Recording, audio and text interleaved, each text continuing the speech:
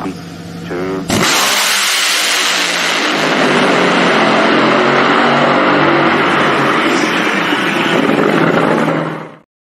What's up, everybody? It's your man, Slammin' Sam, and it is another Tuesday, so you know what that means. It's time for the Competition Plus Power Hour, and man, did I have a good time down in California, soaking up all the sun rays with my sweet glasses on. That's right, if you saw me, I was wearing these sunglasses, but we had a great time down there. If you were there, you understand what it was like to be in that heat, what it was like to feel that atmosphere and all the shakeups that kind of happened. But we're going to recap that all. But first, I got to bring on my friend, my brother from another mother, my co-host, and that is the Monday Morning Racer with those styling glasses on. Sam, how's it going tonight? Look, I know how it's going. It's going pretty doggone good because we're talking about drag racing. And we just got done with an epic weekend of drag racing from East Coast to Midwest to West Coast. Drag racing was everywhere, man. Lee, but before we mix this all up, let's mix us back up so we don't get the comment from Stan that the show's not right. You know how that happens. There you go. Yeah. Hang on. Oh. Lee, maybe you're going to have. You might have to do it, Sam. I'm having some technical difficulties tonight. The one reason why I texted you, like, hey, you might have to start the show beforehand without me here, is because my mouse, died. Boom. So your mouse took a crap on you, huh, Lee? It did. So I went and got a wired one. Look, wire. Hey, that happens. Like if you were watching the race, kind of like AB's ignition box, but I don't want to spill too much beans. Don't know what Jeff is going to be talking about. But I do want to say this. Lee, if I walk around the pits like this, do I look like you? Well, maybe a dark version, but am I not allowed to wear sunglasses when I go to the racetrack? Right. Anyone is. Matter of fact, I would recommend it. I'm just trying to protect my eyes here, but I got called a lookalike. I'm trying to be a Monday Morning Racer lookalike this weekend, so I feel proud. I must be doing something right. Man, I feel sorry for anyone trying to look like me, because I don't know if anybody can get down to that low of a look level, because I've got a face that only a mom could love. And while we're talking about mom, I want to bring up this comment. Good evening, Terry Craft. That's Mom. So, hey, Mom, how you doing? Glad to have you on the show. There you go. Mom loves it, man. Got to have that support. But Lee, so much to dive in. I was on the wild, wild West Coast here, soaking in the sun rays, like I said, back home in California. You were in Iowa, close to my neck of the woods. Just a lot of racing going on. But before we dive into all that, if you guys can like and share this, please, let's get the ball rolling. Like and share this. Like and, get it out to people and everything. In this comment, Darren, my man Darren from American Hot Rod ENT, he was out there soaking up the rays and working hard, doing some media stuff. But this comment right here, we're going to dive into it. Thank you, Sammy, for helping us with Justin. I was in the pits. I saw everything happen. It gives me, as Wes Buck would say, goosebumps. We're going to dive into that later with our guests, but so you guys out there that are making accusations, saying stuff about Justin or about the team that you don't know, that's not right. Like, you can't judge him, but he made a call that was for the safety of everyone. We'll talk about that later, but so much to talk about, Lee. What do you have? Let's kick it off with some of the stuff you have. Then we can dive into, everything Pomona here a little bit later. Definitely, yeah. Our guest tonight, Justin Ashley, will be on. Then our second guest, we're going to make another attempt of getting Mike Salinas on, and we do think that's going to happen tonight for sure. So 2 great guests out of the top fuel ranks of NHRA competition. I was at the inaugural Nitro Chaos. We're talking about fuel alters versus Top Fuel versus Funny Car versus front engine dragster. If it was only on 80% and up nitro, you could run it. There was a nitro injected front engine dragster there. There was nostalgia funny cars there. There were big show funny cars. And yes, Scott Palmer. I'm not going to say too much, Sam, because I'm going to leave it for my show Thursday night between the slicks, 8 p.m. Eastern Standard Time. Because as of right now, looks like I've got Mike Minnick on and possibly even Scott Palmer, as long as he's got signal heading up to Martin, Michigan on my show Thursday night. But I do want to give a shout out to Gerald, the owner there at Eddyville Raceway Park. So I happen to be on the phone with my mom, and there's this guy standing off next to me, and I can tell like he wants to talk to me, but I'm talking to mom, and you just don't hang up with mom. So I get done with mom. He comes over. He's like, "Hey, I just want to say I watch your show. Thank you for being here. I'm the track owner, and I greatly appreciate it. And if you have not been to Eddyville Raceway Park, dude, it is like the field of dreams for drag racing and drag strips being out there in Iowa. What a gem of a little 8th mile drag strip. Definitely anyone needs to get out there and make a pilgrimage, as it were, to Eddyville Raceway Park. But to Chris Graves, thank you for letting me be there. You know, he's like, man, look, you got a home with us anytime you want to come out. So great event. You can see the elimination video on Monday Morning Racer. I'll say more on my show. Darren, you were at Pomona. I was in Eddyville.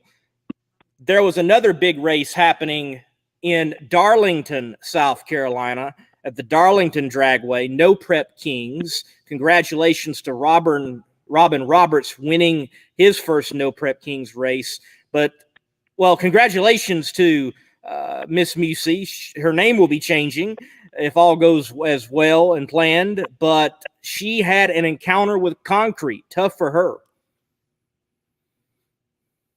Yeah, no, I mean, Lee, like you touched on first and foremost, there's a lot of drag racing in general going on this weekend. Huge, especially for, like you and I talked about it. I was going to go to Iowa, but then plans changed for me to go to California. Can't, not go home, right? Just a lot. And you touched on the Musey name change. We're going to see what happens there. Just so much going on. PDRA, they had a good outing. If you have not gone to a PDRA race, like you always tell me, I need to be there. So looking forward to that. Let's dive into something here, Lee. Wait, before you dive, let me say this. Jim Halsey is the man. He gets it done in the Pro Stars. And look, he gets it done over Pro Boost, over other Pro Nitrous competitors. He's like John Force right now after beating the top fuelers in the no bull shootout. He don't have to go over there. He got it done. He won. He's the top at Pro Mod there in the PDRA world. It's his class, and then everyone else is just kind of running in their own class. You know what I mean? It's like I said on the last show, it's who's in first. Well, it doesn't matter where he's at. It matters who's behind him, and I don't know. Or like our fellow media personality, the limo guy with Real Pro Stock and Nitrous Alley. He mentions, he likes to put it this way: everybody's racing for Jim Halsey's money. It's already his. Yeah, just go ahead and give it to him. We're here. But no, I wasn't going to dive too far, Lee. The only thing I was diving into is these picks that we made last week. I know people on here. I don't even remember. Yes, I have them right here. Lee's picks are John Force, Greg Anderson, and Brittany. Okay? So I think you get I'll give you a half a point because your person was at least there. Okay? Bobby, though, on the other hand, Hagen, Erica, Torrance. Ouch. Ow. Me, JR, Troy Coughlin, and you remember I had that kind of half one. It was AB or Ashley. So right now, Lee, we're tied. We're both tied with half a point. Bobby, if you're on here, buddy, I'm sorry. You got to do better. We need your picks before the show ends. Please put them in the comments, Bobby. But that was a rough weekend. So do you want to dive into a little bit of the controversy in NHRA right now, or do we want to save that to the end of the show? Well, I do want to say first, we got in the comments section last year's Extreme Pro Stock champion PDRA, Johnny Placino. He mentions what were your picks, talking about PDRA and the Pro Stars. We did not make any PDRA picks last week, but Johnny, I will say this. At this point right now, when it comes to Pro Nitrous, I just by default say Jim's going to win, and for the fun of it, pick someone else. Because right now, Jim is just on fire. He is on keel, and there is nothing you can do. And Pro Boost right now, I don't even want to pick. That is such a Wild West class right now. I agree with you there, and you know, it's kind of hard. I know, Johnny, you're going to get mad at us. We're friends of yours. You know, we respect you, but we're going to leave that to Wes Buck and Nate, you know, what they do on the show here before us over on the Caruso family page, Drag Illustrated deal. We're going to leave that over to them to keep picking there. I think we have our hands full right now with little controversy because you know, Lee and I are only at half a point. Lee, speaking of, someone said, you know, I don't know what this is pertaining to, but this actually brings up something that there's big news, Lee. I told you about this on the phone, but there's big news for tonight. So stay tuned to the end of the show. Slammin' Sam here has got some big news for you race fans out there. I'm excited. All right, so are we going to talk a little NHRA before we bring the jeweler, Mr. Coors Light, Mr. Jeff Arend in himself, or what do you want to talk about, Lee? I think we should. But by the way, Johnny, I will definitely make PDRA picks on my show before Maple Grove. I will definitely do that. Okay, I will definitely do that. I'll make pits in the staging lanes before the finals because I'm gonna be there. Good. And we're gonna do a show. We're gonna do a show there. Lee. Well, I'm looking forward to it, but that's going to be interesting because I'm going to have to travel from Bristol to Virginia back to Bristol. It's going to be very interesting. Well, looks like you're going to be on the road. Maybe I'll go with you. I don't know. We'll figure all that out later. All right. Look, controversy. Okay. I know what you want to talk about. Round. I know what everybody else wants to talk about. It's John Which one? I know it is. I know. No. First round. Torrance. AB. Ooh. Like Jeff and I kind of talked. This is not something that you really want to see in the first round, or is it? Like that's not the first round matchup that I would be like, oh yeah, this is the one I'm waiting for. But it automatically said, okay, now we know if he's gonna sweep or if he's not gonna sweep.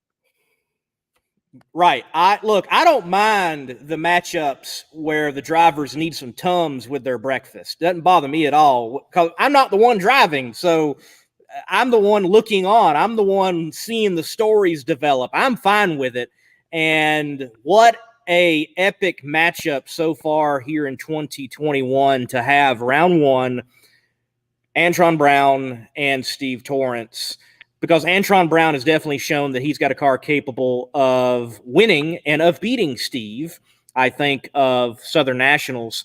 So, look, great matchup. Fascinating to see that. For all the people trying to measure what short fields mean, I will say this, at least short fields create these type of situations.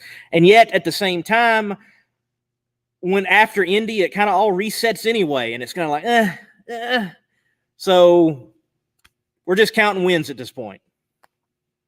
But at the same time, Lee, you say that, and I'm pretty sure Jeff is going to talk about this right when we bring him on. But you say, you know, he's got a proven setup on Saturday night. His car actually quit on him. It died during qualifying. They brought out an untested car. So to say that, you know, he's working out some gremlins. he's battling, and then to go out and to put the Capco boys who've been on a roll, this win probably meant something to them to, have their name and say, we swept the Western Swing. But they're looking down the road. Like after, the end of the day, talking with a few of them, they said, yeah, it kind of stings to go out first round because we haven't done that in a very long time. But at the same time, for them, they're like, you know what? There's things that we still need to work on. There's still improvement. There's still growth. So, I mean, that was a big one. Like I said, we will talk about the Mr. John Force himself, the GOAT. But I think it's time now we bring on Mr. Sponsored by Coors Light. Yes, Mr. In the Pit himself, the jeweler. Right before bringing him on and taking the break, I do just want to say, Sam, after being at probably 20-plus national events from last year into this year, I've noticed this. As professional as the teams are, the fact of the matter is nobody is immune from bugs and mistakes and things happening, just like with Justin. Justin in the semifinal rounds back in the Gators. Steve Torrance, I can remember them having an issue at one of the Indies where it couldn't get the car backed up. Leah, the oil issue. None of these teams are immune, and it can strike at any time, anybody. And if I can get into the commercial section of my StreamYard, we'll play a commercial right now. Get your CompetitionPlus.com apparel today. Whether it's our nitro-burning funny car design or the vibrant door slammer design, we have the swag to show you are always in the know. Get yourself a hat too. And we know not everyone enjoys wearing a mask, but if you must wear one, at least wear a good-looking one. Check out the new CompetitionPlusApparel.com for the latest from the place where you have trusted for your news on the internet for over 2 decades.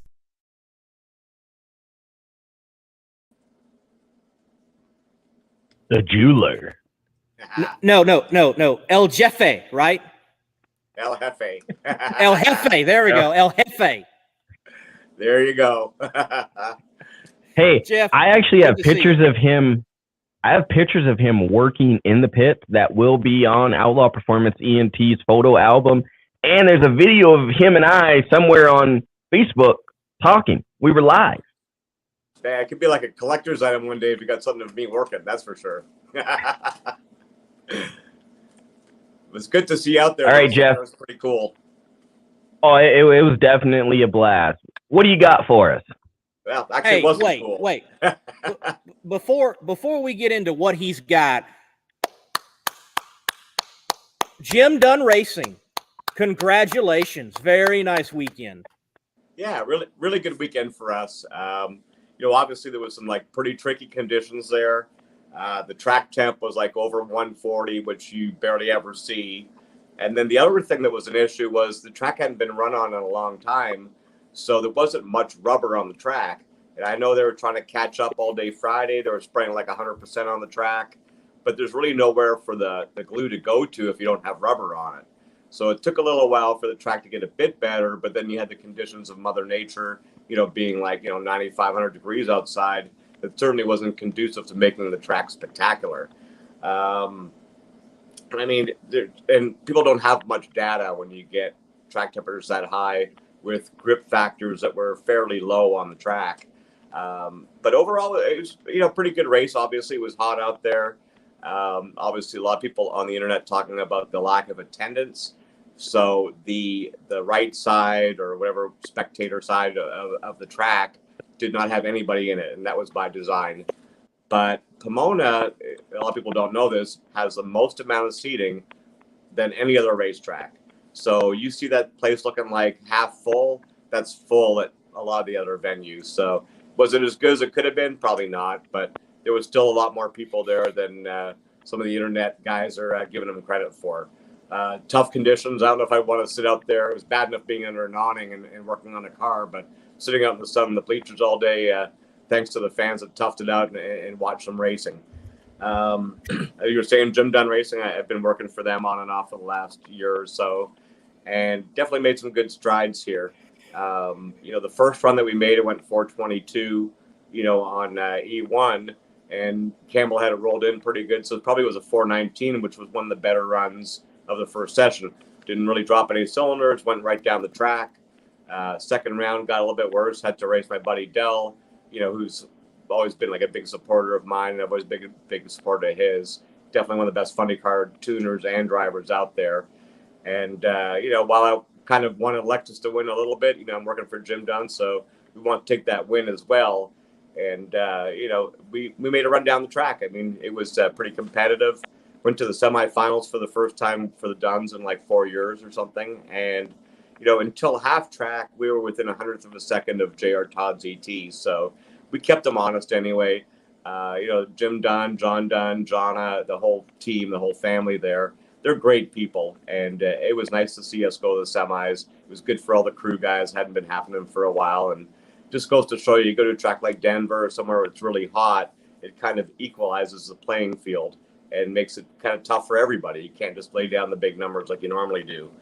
Congratulations on Leah on winning the race, obviously. Justin Ashley went to the final, had heat exhaustion, which if you were actually at that race, wasn't that hard to get. Could he have done something earlier and like just hang out in the air-conditioned lounge and hydrate a little bit more, might have made it better? Maybe, I don't know, hindsight's 20/20. But in those conditions, and I think Justin likes to be an active part of the crew, sometimes you work a little hard, you don't realize how much you're working and how little fluids you're drinking. Caught up with him in the final. I'm sure Leah wanted to race him for the win, but Justin was pretty smart in not driving. He knew he wasn't capable 100% physically or mentally of doing it. So my hat's off to them for getting out of the car and keeping everybody safe. What else we got here? Ron Capps, winning the Winter Nationals or Summer Nationals, as we call it. Stout run in the first round. I think went 402 and then went 415 3 times in a row.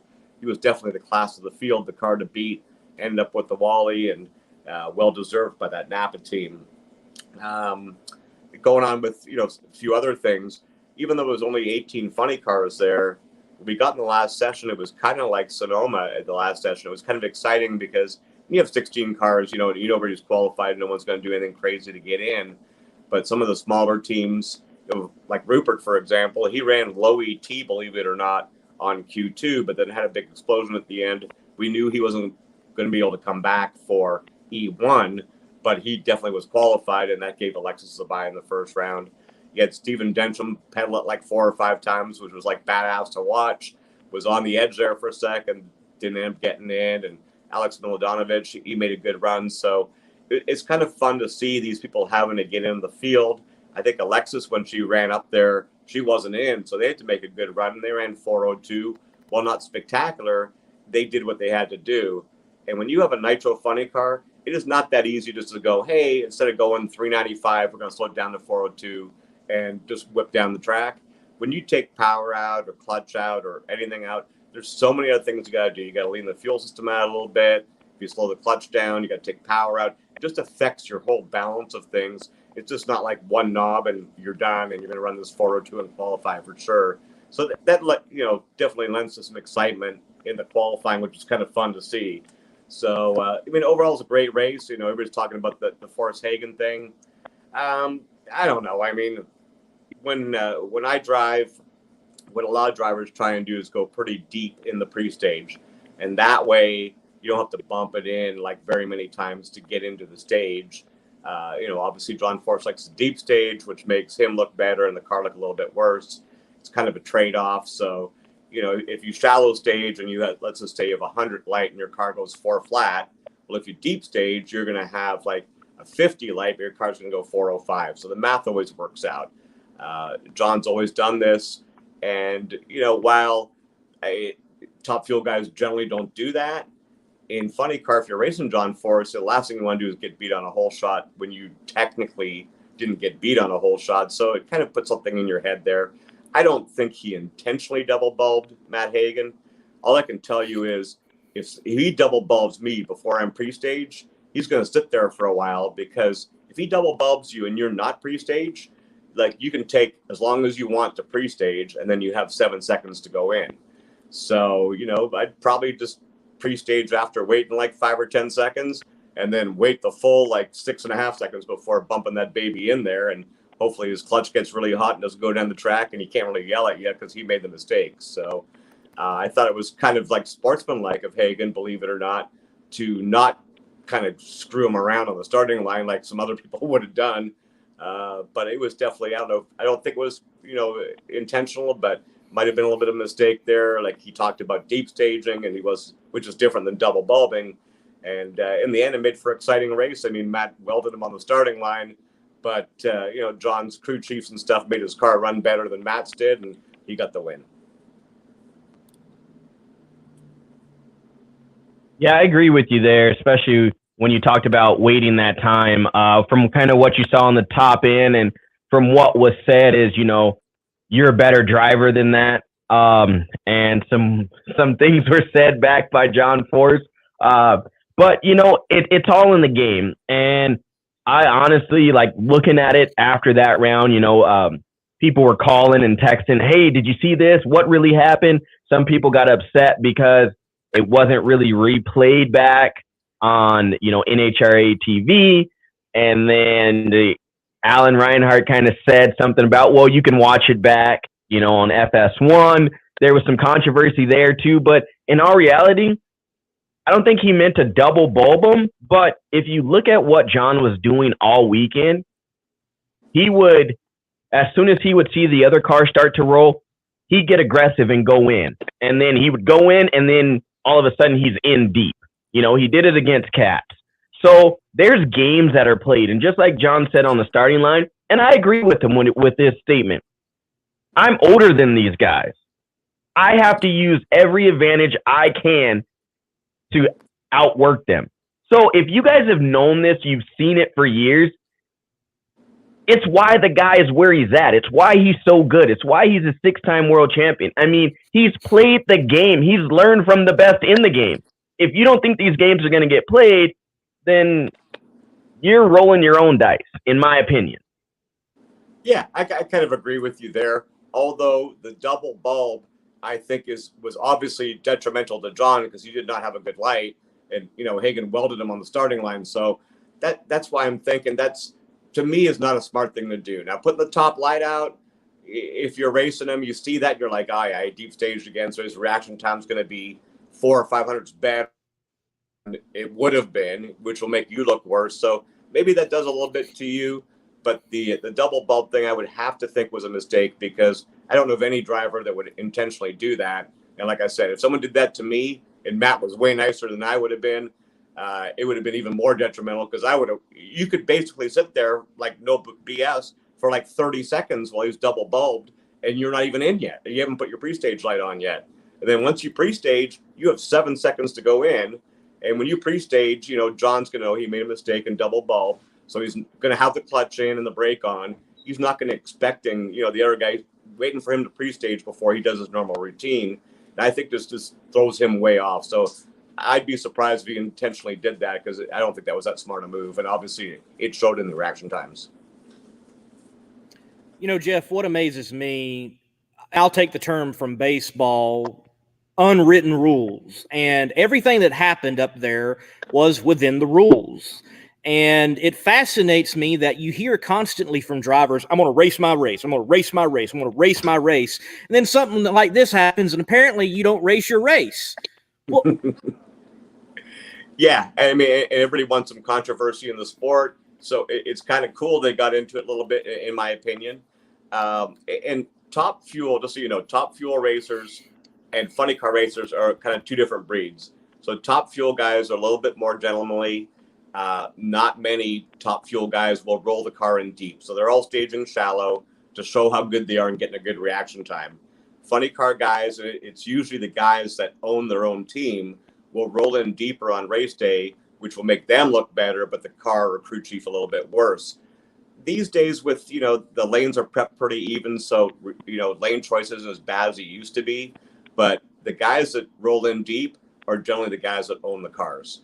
And, like I said, I'd wish somebody would double bulb me because I'd make them pay for it. And if they said one word to me, I would laugh at them. So I don't think that was a big strategy point on John Force's part, but it is totally legal to do that. So, Lord bless him. I mean, you guys win a lot of races, a lot more than me. So, he's done well, but I don't think that was a strategic move on his part.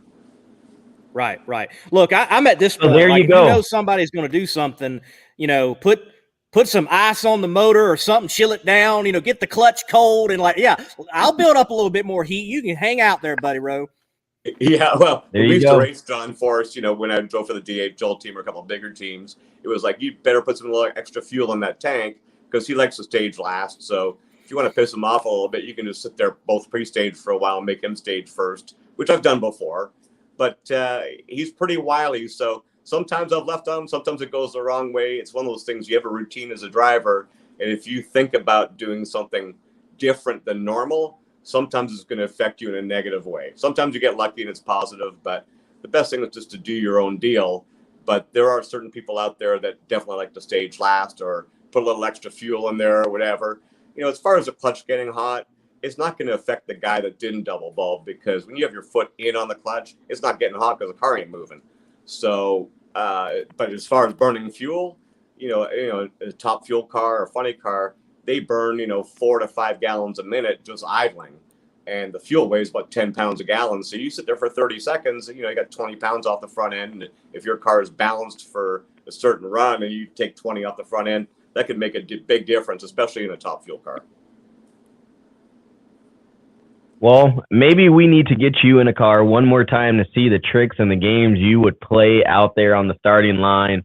But hey, when it's all said and done, everybody's got something, and on Sunday, no one's friends.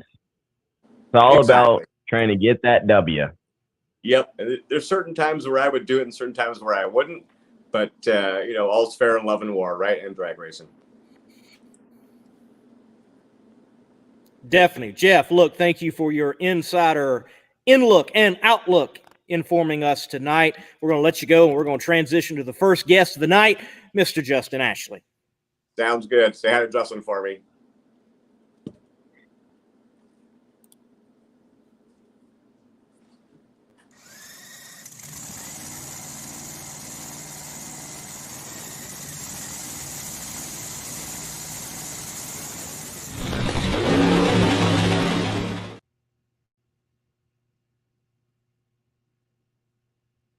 Lee. Yo. The guy's got his own commercial before he comes on the show. Yes, it's cool. It's cool. The only one, unless you want to count Tommy Franklin in the Jerry Bickle commercial. His car is in there. Yeah, very true. But I don't know, man. I'm ready to dive into this. Like I said, seen it firsthand. It is just one of those stories, man. A great guy, but here he is, my brother. What's up, man? What's going on, guys? Thanks for having me on. I'll tell you, I feel fortunate right now for a lot of reasons, one of which is because I do have my own commercial before I get to come on the show, which I think is a pretty cool deal. Oh, yeah. So before we dive into all the craziness that everyone wants to talk about, let's talk about the real weekend, right? And thank you for coming on and kind of talking about this. But first round, after a crazy qualifying session and everything else, first round, you have Buddy Hall. You go 390 and he blows the tires off and goes 808, right? Then the controversy starts again. You versus one of your big idols, AB. Second round, you take out the number one qualifier, Brittany Force. You go 391, she goes 401. Huge round.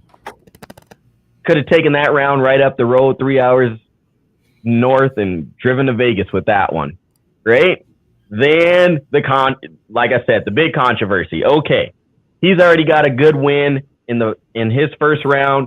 You versus AB, someone that you've looked up to, someone who gave you a chance in riding in the car. He goes 402, you go 394. Huge. After that, after the third round, what kind of happened? Yeah, so, I mean, like you said, we kind of had a gauntlet of opponents there to go through the first 3 rounds. I mean, first and foremost, You know, it was a slick racetrack out there. It was extremely difficult, and Mike Green did a great job. Our entire team did a great job of getting us to go A to B the entire day. And Buddy Hole and Terry Haddock, that car goes A to B more times than not. So we had to be on our A game first round. And obviously, Brittany Force and Antron Brown, those two drivers and teams have resumes that speak for themselves. And, fortunately enough, we were able to get past both of them. And the car was running smoothly. And sometimes you just feel like, you know what, maybe this is meant to be.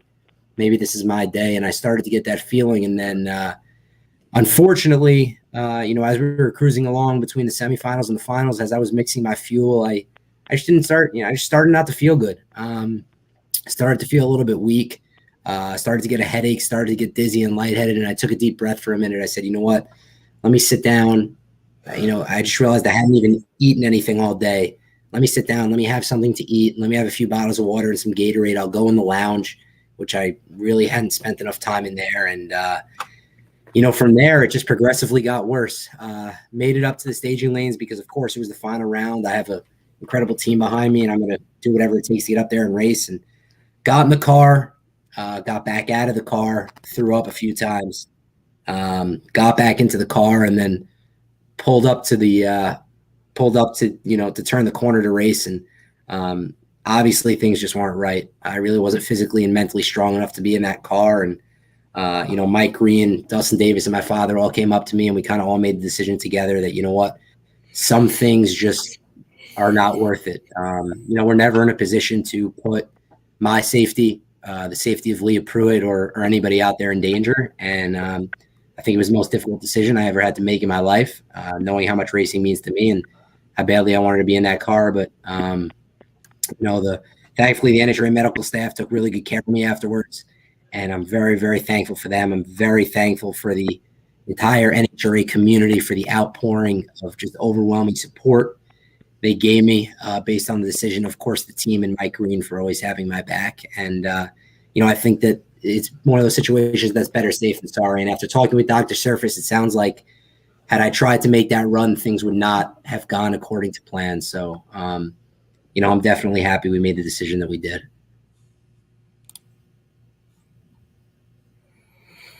Well, Justin, I'm going to take the time because, well, it's me, and I'm going to dive into the deep, dark world of social media, and I'm going to ask you a few questions.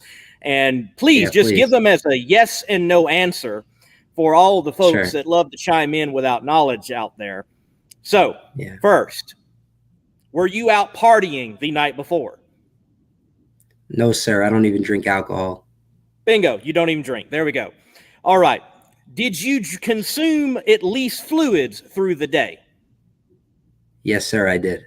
All right, great. Wait, Lee, there's a video that I'll be posting of him actually grabbing his water bottle. This was before anything happened. I have video proof because people said he didn't drink water all day. I have a video that was not meant to even be for this that shows that he was drinking water. There you go. The truth of the matter is, I was drinking. Sammy was right there on site. Sammy was kind enough to help me out too. But I was drinking water. I was drinking Gatorade, and I was not. Look, I don't want to delve into the whole thing. Obviously, Lee, you and I are going to talk about it. I'll definitely going to answer the questions, but it would be such a waste of time, energy, and effort for me to focus on the 5% of people that think that they know when really they don't know what goes on behind closed doors. So I really choose to focus on the 95% of people, which is the overwhelming drag racing community that came to my support. So, it's just, sometimes you just got to smile and laugh at those things and move on. I'm just glad that everyone's healthy, and I'm focused on the people that definitely supported me. Definitely a lot of junk out there on social media, and beyond the incident at Pomona, because it's already several days past. What are y'all thinking about implementing for something like this not to happen again? And I'm curious, has the NHRA even possibly reached out and said, hey, this happened to you? What did you experience? And do we need to consider something for all of our drivers in the future? Well, I think that first and foremost in regards to our team. We're going to be right back out there racing like we love to do. But for me personally, I have a nutrition plan already in place. There's no reason to waste any time. Antron Brown was kind enough, as Sammy mentioned, I'm very close with Antron. He was kind enough to pass along some of his contacts and kind of express some of the, the dietary stuff that he uses throughout the day to stay focused and remain energetic and obviously stay healthy. So for me, that's priority number one is to keep a nutrition plan. And then in terms of, our team, I mean, we had a discussion on the way back yesterday about, I don't know, I don't want to stir any rumors here, but maybe my dad getting his license, because you never know, God forbid we're in that situation again.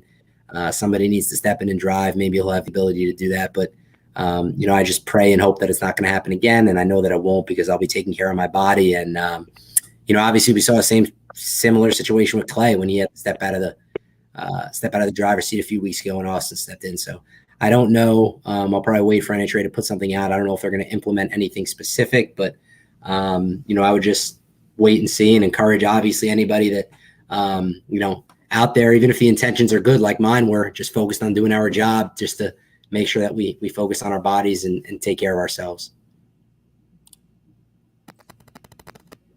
Great comment there from your dad. I'll pull it back up. It's not happening again. Like you said, I was there. It still gives me goosebumps, you know what I mean? But even to Tony Stewart, for noticing what was going on in the pits, leaving, going and grabbing ice and Gatorade and water for you. It just shows what the racing community is like. Like you said, he took away from what he was focused on with Leah. Her team even came over and helped and gave water. So everyone was focused on the safety and the well-being of you. I mean, like, I call you kind of my brother when we text back and forth, the other day when I was checking on you. When I called Lee to be like, Lee, this is what happened. This is what I saw. It was one of those situations where it was like, it didn't matter who you were. It didn't matter what was going on. Your team, first and foremost, your parents, your crew, everyone was there to make sure you were okay. What do you need? Once everyone kind of noticed what was going on. Then, like you said, you turn and you look at the negative and it slaps you right in the face. It's like, how can you guys as racing fans community take a person, and I don't mean to put you out like this, but a person that is like the angel in the pits, right? Is not going out and partying like the rest of everyone. Is not out drinking and doing anything else. And then you turn a blind eye and say some of the stuff you guys have said out there. It hurts. When I left, I made sure, I called Lee right away, got your contact information. Before I left, I told everyone in your, crew, like, hey, thank you guys. I appreciate it. Let me know, how Justin's doing. I yelled at you when you were getting taken care of by the NHRA staff, but it was kind of wild to just see how you were on a high one moment and everyone was going good. And even your team was like, you know what, this win or this final round doesn't mean anything if Justin's not a part of it. And your dad, your dad said that. He goes, let's do it if you can do it. And if not, it's okay. The team will realize, and the team backed you because they knew without you in the car and being 100% that all of this other stuff, is beside the point. Yeah, you're right. I mean, it's completely well said and everything that you touched on. I mean, you were there, you witnessed the whole thing. I think first it's important to obviously look at the positive and everything. And for me, I'm in the staging lanes. I'm not feeling good. Leah Pruitt's in the car getting ready to go. And her fiance, soon to be husband, Tony Stewart, runs back to his hospitality pit, tells somebody to grab a bag of ice and dump all the ice out and brings it to me and gives me advice while I'm actually sitting there in the tow vehicle. And then after the fact, comes over to the trailer just to speak to me and talk to me and check on me to make sure I'm okay. Not only did he come over and do all that, which was the opponent's fiance, Mike Salinas came over, Brian Karate came over, Antron Brown came over. Ron Capps reached out to me today. I mean, I'm sure I'm forgetting people, but Tim Wilkerson, of course. I mean, just the support really it's really amazing. Just to even think about that. And I mean, this is one of those deals that I think the most important thing is to learn from it. And we need to continue to look at a positive from it. And like you said, I don't drink. I don't go out and party. I'm there to do my job. I'm there to do my job. And that's win races for our team. Cause I'm grateful and fortunate for the ability to be out there doing that. And I'm grateful for the people who helped me do that. If there's one takeaway, whether it's Tony Stewart, Antron, Tim Wilkerson, the list goes on and on. I mean, just the people that came over to support and make sure that I was okay. Forget about winning the race. That's one thing. But to make sure that I was physically and mentally okay is another. And, Mike Green came up to me and said, hey, listen, kid, you have a long future ahead of you. If you're not in a position to drive, do not make this mistake. You do not have to do this. And, for him to come up to me and say that, I think, he's more of a man than anyone could ever be. So I'm very appreciative for that. And obviously Dustin and my father and the entire team for having my back throughout the whole process. Well, there are definitely positives from the weekend. Your team so far this year has had a bit of a roller coaster ride in the outcome on Sundays. Semifinal round appearance, the Gator Nationals, a low ET in, I believe it was round one at the Southern Nationals. And the year has shown glimmers of performance, and you've still been driving well, and you get to Pomona. And as I'm watching the television coverage, I'm like, wow, this seems to be their day. So at least in the heat, in the summer, when it really matters, the car is moving, shaking, and booking, and you drove well. And I think it bodes well for Davis Motorsports, Justin Ashley Racing, that the remainder of the year and going into the countdown definitely should be one to look out for.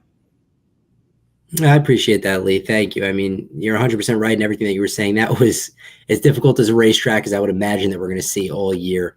Certainly one of the most difficult tracks I've ever raced on. It was so tricky, and to be able to navigate through 3 rounds, Buddy Hull, Brittany Force, Antron Brown. I mean, it's a very difficult trio, and to be able to go A to B, obviously no matter who's in the other lane, we're racing our lane. But, I've said it before and I'll say it again.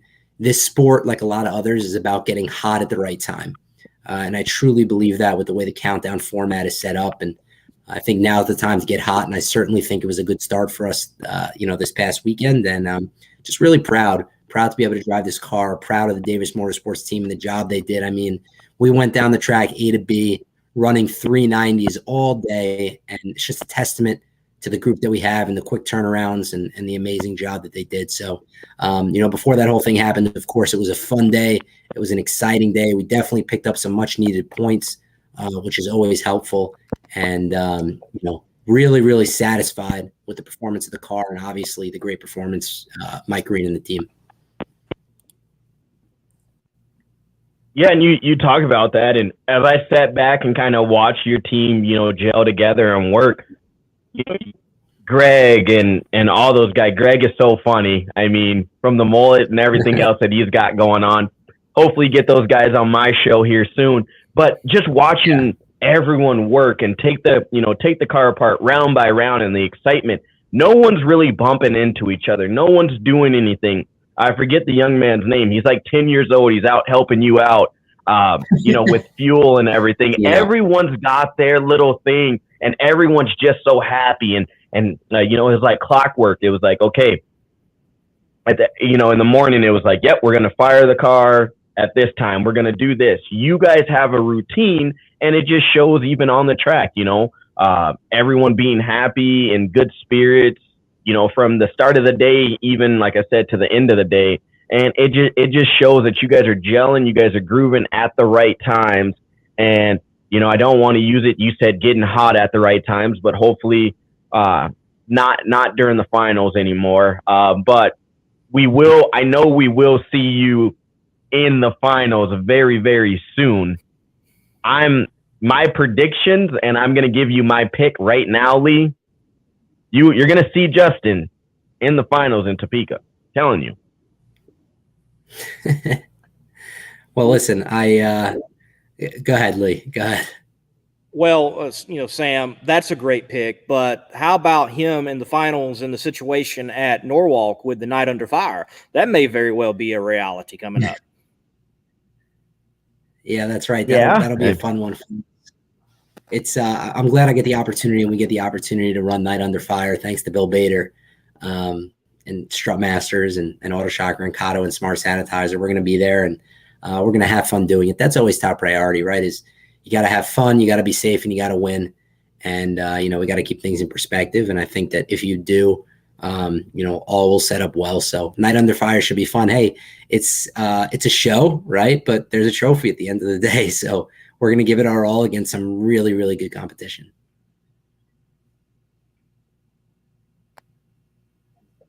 So having, I guess we can dive into some of your sponsorship. They were there. You had Smart Sanitizer there, like always. I mean, talk about what that's meant to you, what that's done. It seems like every time I walk into your pits, somewhere at the beginning of the day, you get the nice, sanitized dance that happens. So is that a ritual with, the Smart Sanitizer crew there, or what's kind of going on? So when I did that walk 1,000 foot with Amanda Busick, obviously I did that Smart Sanitizer dance, and maybe I thought it would gain some traction, no pun intended, but I think it gained a little more traction than I anticipated. So it's everywhere I seem to go, people stop me. Hey Justin, nice dance, and hey Justin, why don't you show us the Smart Sanitizer dance? And listen, I'll bust it out every once in a while. It's not because as Alan Reinhart says, America's Got Talent is going to come calling. That much is for sure. They may go running away, if anything. But it's a fun deal. Listen, we have fun with it in the pits, and we have a good time, and I think that's what it's all about. We had a lot of sponsors there this weekend. They all had fun. They enjoyed themselves, and obviously I love hosting them and having them at the racetrack because they're a part of the team. So I'm looking forward to more dancing, hopefully in the near future.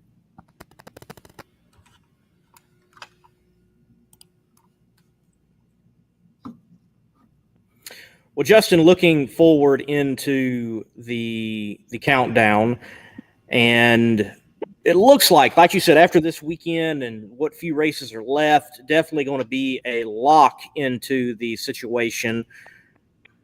What are your thoughts looking ahead of racing? I'll put it this way, under normal circumstances compared to championship circumstances.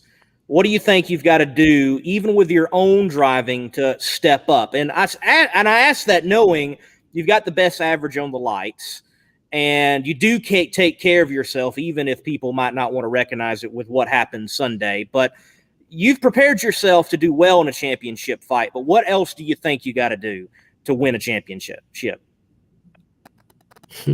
So the ironic thing is, and that's such a good question, is I think I have to continue to do what I'm doing. I think that, probably the biggest mistake I can make, at least I think, is saying, hey, I'm in the countdown now. I'm going to completely change X, Y, and Z, or I'm going to hit it harder on the tree, or I'm going to do something totally different than I would have done before because of the circumstances. It can't change, right? Whether it's a countdown race and it's the playoffs, or whether it's Indianapolis or these races leading up to Indianapolis prior to the countdown.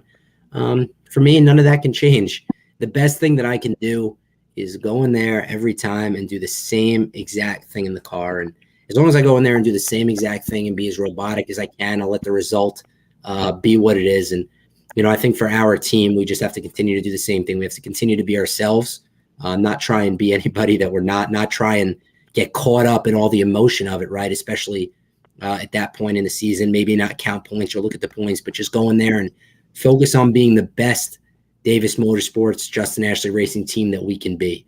And then I think that if we can focus on doing that and just staying in our own lane, we'll certainly give ourselves the best opportunity. So I think really the key is maybe to not press, maybe just to continue doing what we're doing and be the best version of ourselves.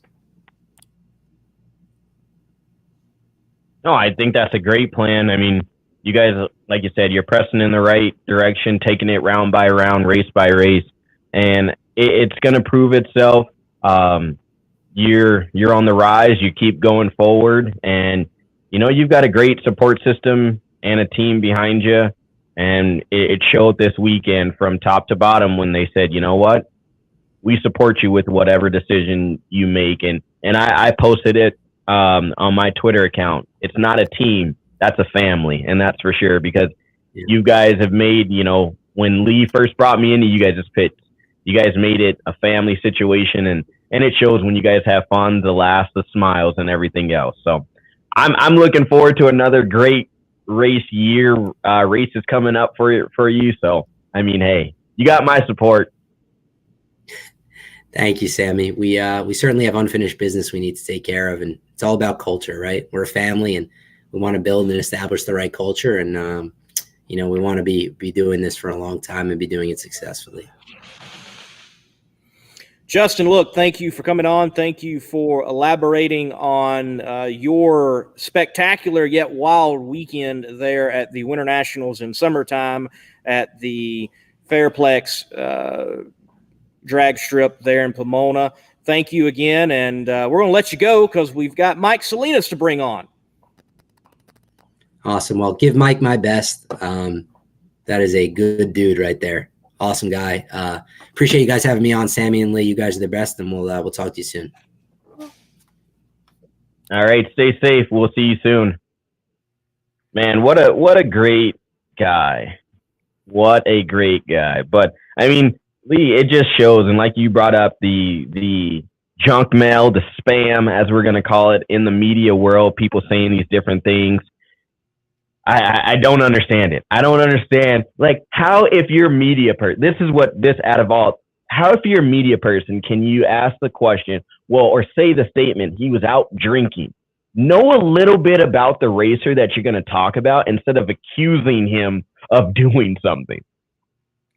It is amazing to me what people will say on social media, and yet in a moment when the focus is on them, they want to be the innocent until proven guilty party. And yet society doesn't give that to anyone else for the most part.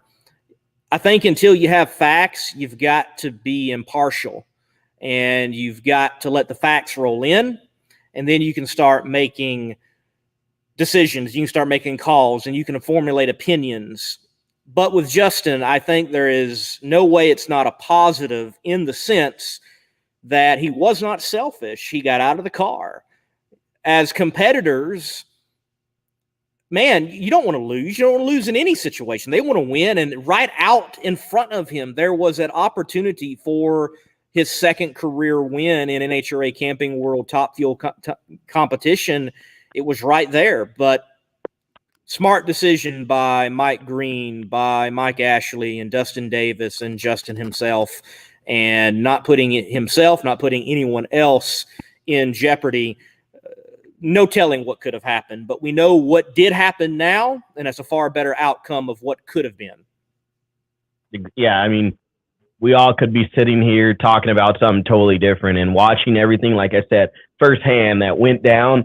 He made the decision at the last minute, and that's what it takes. That's the heart of a true champion. And he braved the heat just like our next guest did also. But you have to remember, every person is different. Every situation is different. And I think having Mike come on here, shortly after, stand-up guy as he is, coming over and talking to Ash, Justin, after everything happened, but he can express too of how hot it actually was, suiting up, being in that position, as he did. He went some rounds too, but it's just everything happens, and each person, you and I can be standing next to each other, and the heat can affect you totally different than it can affect me. So I think with that, we thank Justin for coming on and giving us his personal experience, and taking the time out to talk about something that's not the easiest to talk about.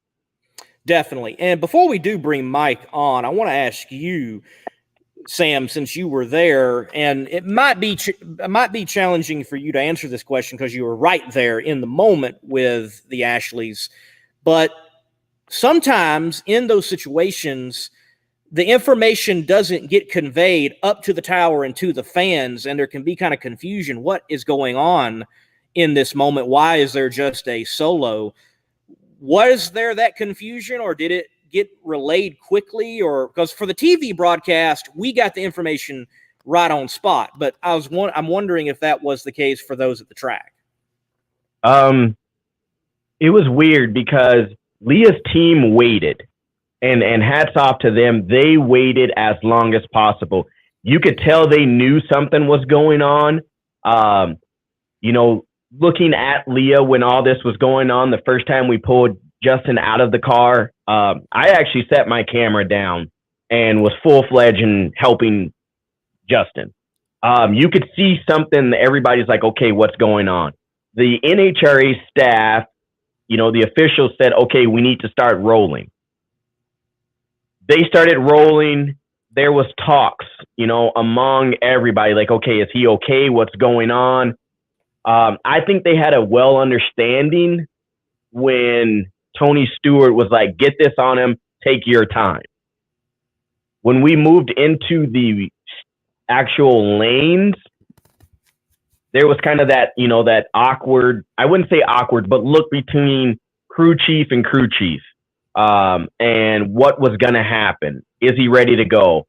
And then Justin's crew chief comes over to the car, and that's when that, I guess, decision, that true decision was made. Then be safe, be smart. Your safety is number one. And then the look over to say, no, we're done, and start pulling him out of the car and get that. Over the PA, it says it looks like, it's going to be a single run. And then right away, the cameras were there saying Justin Ashley, overcoming heat exhaustion and things like that. There were people in the I guess, fans that didn't understand exactly why at the moment until they saw Justin getting picked up out of the car and the ice being put on him and the safety staff coming down the return road. If that truly answers your question, like I'm playing it all back, of what I was right there experiencing in the tow vehicle. All right. Well, you're the man that knows you were right there. And at this time, let's bring on a man that was also at the Winter Nationals in summertime at Pomona, Mike Salinas. So, folks, right after this break, we will bring on Mike Salinas for a chat here on the Competition Plus Power Hour, brought to you by, socially sanitized by, Smart Sanitizer. In the race for quality, there is no finish line. Jerry Bickle Race Cars is a one-stop chassis shop for drag racing performance parts and race components. For over 50 years, Jerry Bickle Race Cars has been an essential part of racers' plans for building world champion race cars. Our parts department is stocked with every part a racer might need. Log on to jerrybickle.com for more information. We build anything with doors. jerrybickle.com. Yes, welcome to the Competition Plus Power Hour. How you guys doing? Man, we're doing great. Good. So you got to experience the 104 to 90, whatever in the 90s it was, and the 140 degree track temps. First and foremost, let's talk about that experience. It was very hot, very, very hot. It was similar to Indy 3 years ago when I ran the Mongoose scheme on the car. Everybody can sit there and play with the keyboards and talk and do all this stuff.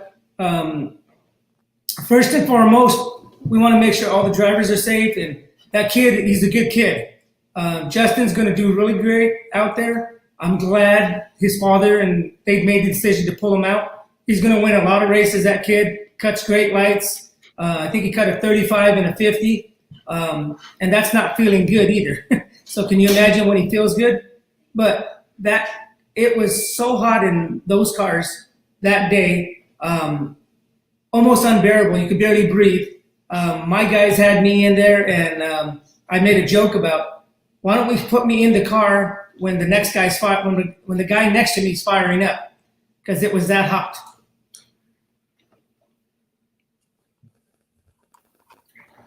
But yeah, it was tough. Definitely tough conditions out there. Now, you brought up with mentioning Indy running the Mongoose theme. Mike, look, thank you. You know, I was a Blaine Johnson fan as a little boy, and I think, as I told a fellow media person, American Hot Rod Entertainment, when they took a photo and put it on Instagram, what you all were running in Sonoma, I said, Mike wins whether he wins or not with making the move that you did in tribute to Blaine and for Alan Johnson, for, look, every fan in NHRA. So from me to you, thank you. That was a cool move, dude, and the car looks spectacular. No, I appreciate that. That was on my side too. A quick little story. 25 years ago, I was watching it on TV, and all honesty, didn't have the money to go buy a ticket because we were so wrapped into business. So I saw it on TV, and 25 years later, I'm sitting in a car, Alan Johnson tuning it, and Blaine Johnson's style on the outside of the car, the wrap. It was kind of an aha moment for myself also. Who would have thought all this would have come 25 years later? You know what comes your way, you know? Kind of an amazing moment. Yes, sir. No, it's cool to see, and the way you're doing it, you know, your crew and just the way the car looks. It looks like, you know, traditional. It's not way too fancy, or you didn't add anything. You stuck to the original and just brought back a great memory, like you said, for Lee, for myself, just for everyone that was involved. And this isn't your first time doing something like that. So is it, I guess, one of those things where you want to kind of pay tribute every so often to, you know, the greats of the past? Oh, well, if it wasn't for them, we would not be here. And I think that, you know, all the nostalgia cackle guys, has anybody ever really walked down and watched the cackle cars and what those guys do? Those guys were the guys that we dreamt that we could be. And, you know, they're out cackling. They're having a great time. They're still in the sport. There's some real legends. Gary Beck hangs out there. I mean, it's just really amazing guys. You know, the Burkhardt brothers cars out having fun out there. I mean, there's some really, really awesome stuff. You know, sometimes everybody discounts these guys that have been in it for so long because they're past, from Don Garlick to Shirley to, you know, all the older ones that have paved the way for us.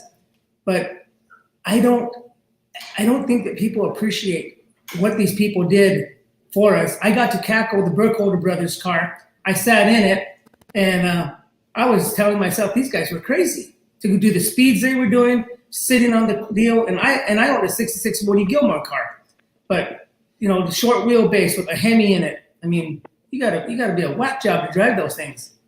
But and I'm friends with all those guys, and it's amazing.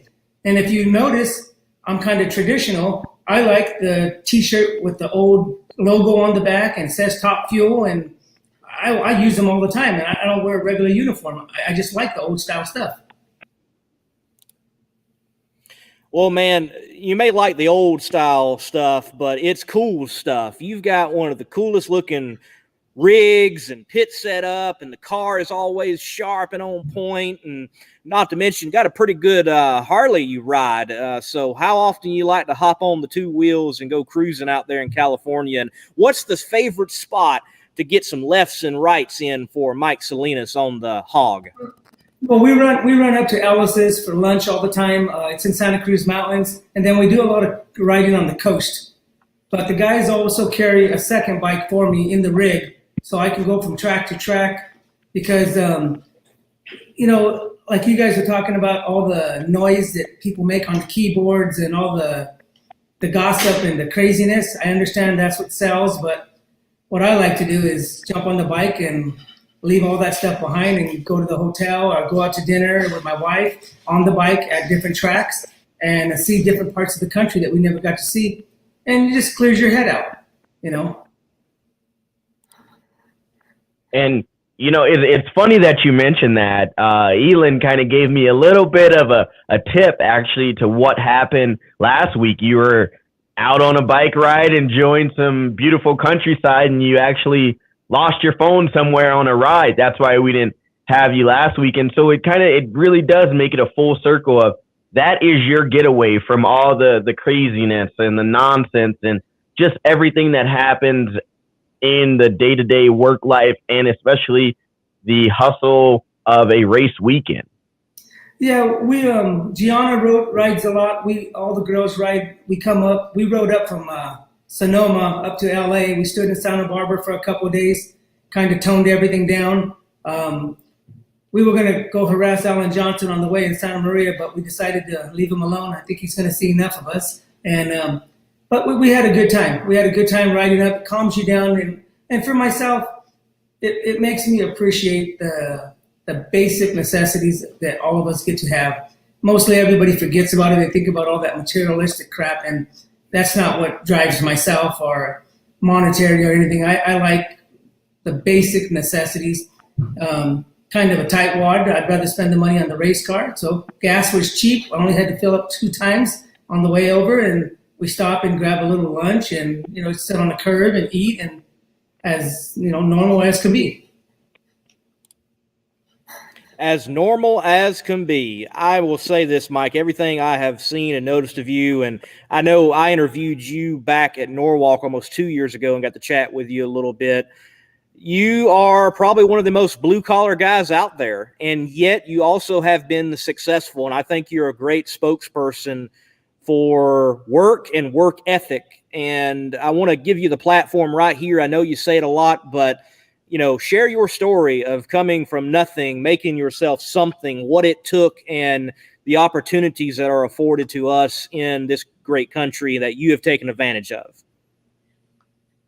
Well, basically, growing up as a kid, we didn't have much, but look, everybody has a hard story.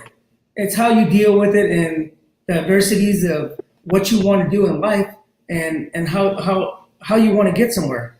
If you like where your life is going, if you like what your life is at right now, keep doing what you're doing. If you don't, make a change. The problem with this whole world is nobody is accountable.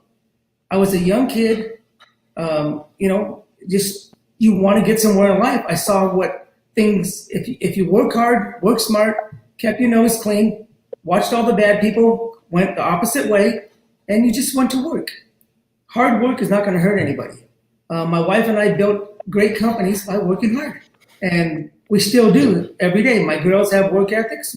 We're 20-hour, 7-day-a-week people, and you know what? It's allowed us to go racing, allowed us to go have fun. But here's something else that most people don't even understand. I never been boating, fishing, hunting, hiking. My kids hooked me at 60 skis. At 60 years old, I went snowboarding for the first time. I was in a lake on a boat for the first time in my life.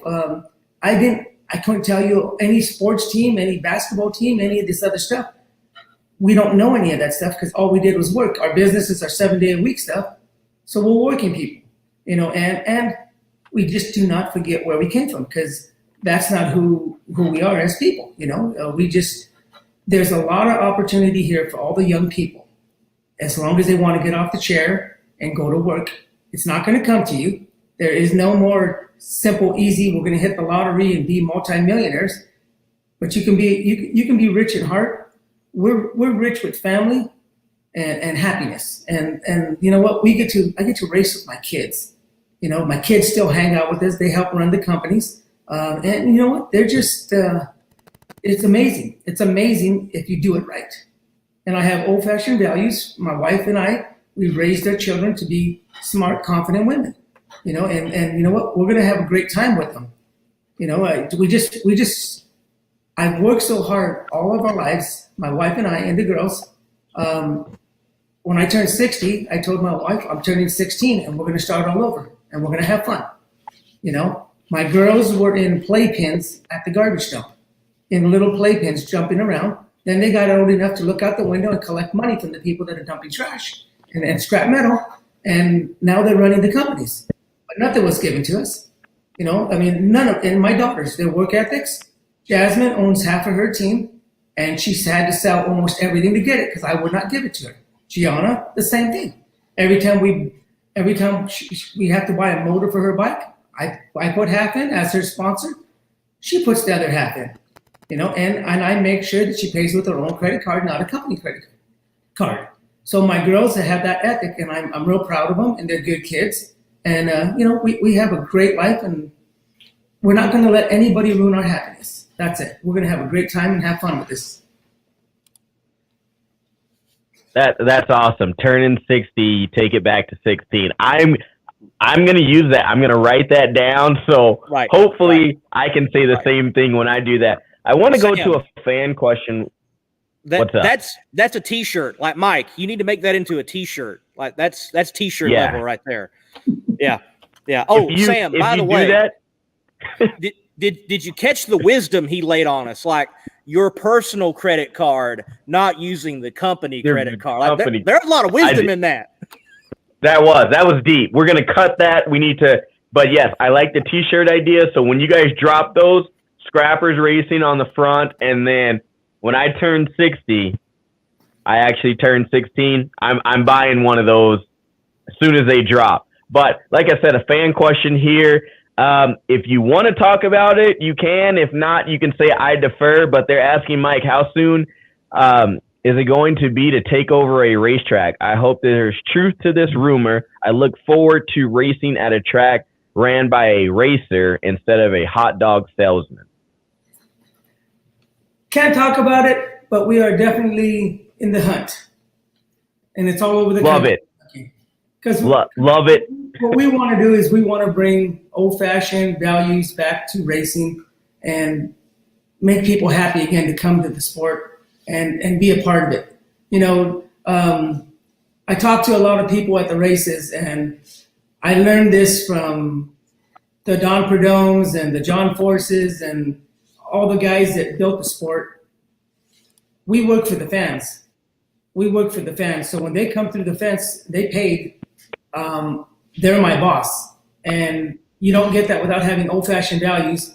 I sit there and I talk to mostly everybody that comes up, and they have a story. I've heard some great stories, and I made some great friends out of a lot of this talking to people, and at every track, and it's really, really nice actually, because their NHRA is the only sport that you can come and interact directly with the crew chief, the crew, and the driver. And you know what? I think it's not right for us not to take our time and share it with the fans that came out of their way. They paid money to come and see us. And so just sit and spend some time with them. It's really important. That's what the sport was built on. Yes, sir. Definitely was. No, and we totally appreciate that. So let's kind of dive into the hot racetrack, your race weekend.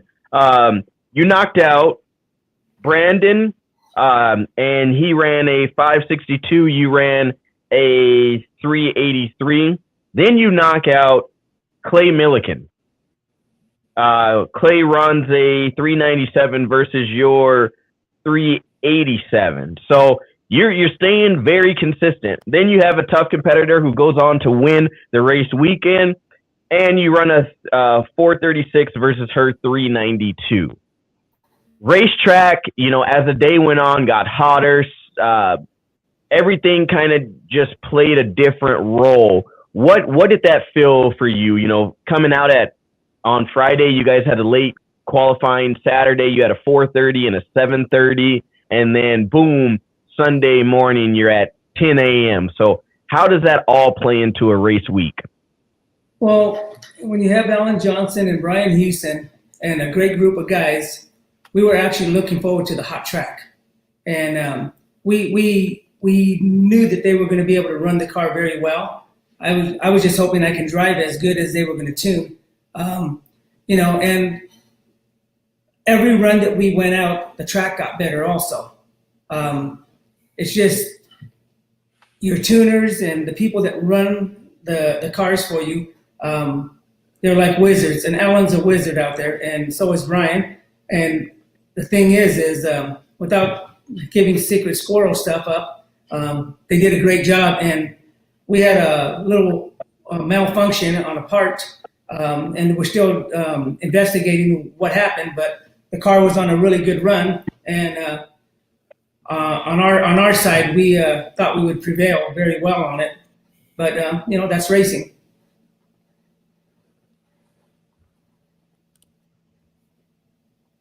No, definitely was. I talked to Jeff Arrin at the start of the morning on Sunday on a live feed here on Competition Plus. And, a lot of us were talking in the media center and just kind of in the pits.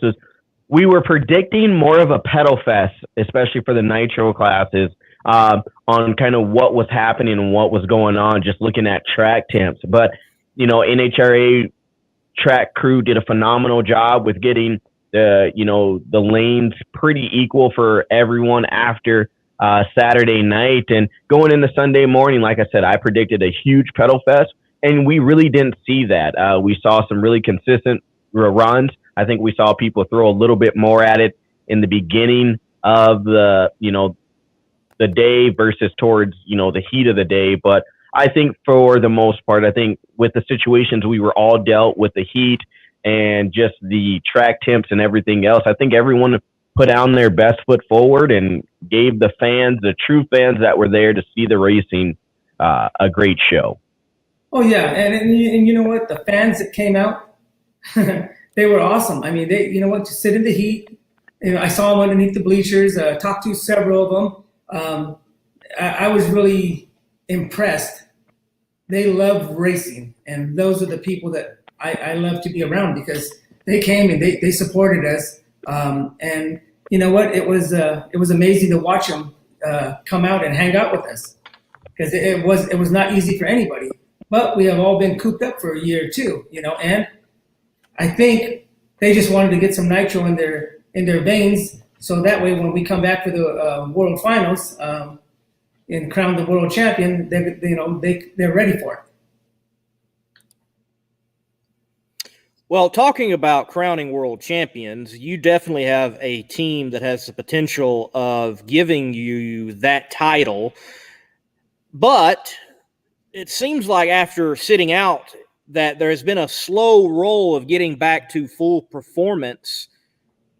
Do y'all think you're on the cusp of that? Because, look, the 380s in the heat of the day, outstanding. Do you think you're about to get into a period where scrappers racing with Houston and Johnson, that y'all are about to shine, and people are definitely going to be talking about your team as the team getting hot at the right time? Well, what I will tell you is there's a lot of secret squirrel stuff going on in that lounge up there where they tune, and it's a need-to-know basis. And I know they're working on it. I know they'll do a great job, and this is what we're there for. We're to go as run with Steve and all the other guys up front. Antron's doing great. Steve's got amazing luck. But look, those guys are amazing. They're good. They're good. That's why they're number one. Antron's doing good. He's getting the stride at the right time. Brittany qualifies number one all the time. All of us have our little demons in the cars, and what we're doing. And the coolest part is you guys are going to be able to see who pulls it together and who doesn't pull it together. Alan and the guys, I know they're going to do their very best to give me the best car. I'm working on some things in the car, even on a race-to-race basis, and I'm more comfortable. I'm having a great time, and you know what? If it works, we'll be right up there with those guys. We'll be knocking on their doors, and everybody watches the numbers. And with the true racers, they know who's coming and who's not coming. I like to show my stuff on the track. I love it. I mean, it's true old school. Watching this, being a part of this interview and watching you guys is true old school. And like you said, the numbers will prove themselves. You don't like talking about it. You want to show it at the track.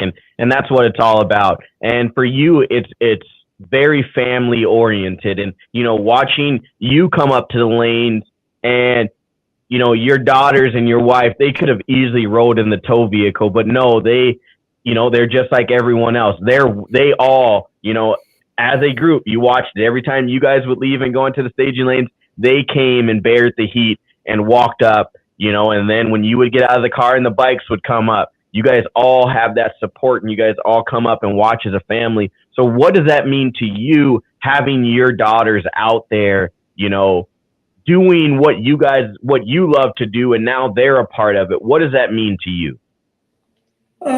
For myself and my family, if the girls weren't racing, I don't think I would be out here, to be honest with you. I love it, but I love my family more, and I'm just glad and happy that they started off with the junior dragsters and did some super comp, got their super comp license, and Gianna went to the bikes. We have number 4 that's going to get her super comp license, and then we're going to bring her into A Fuel next year. And you know what? We're able to go race as a family, and this is our camping trip. This is our fun. This is our everything for our family, and we just really enjoy each other's company, and it's great to watch the girls, strong, confident women out there doing this task of racing, and and it's really funny.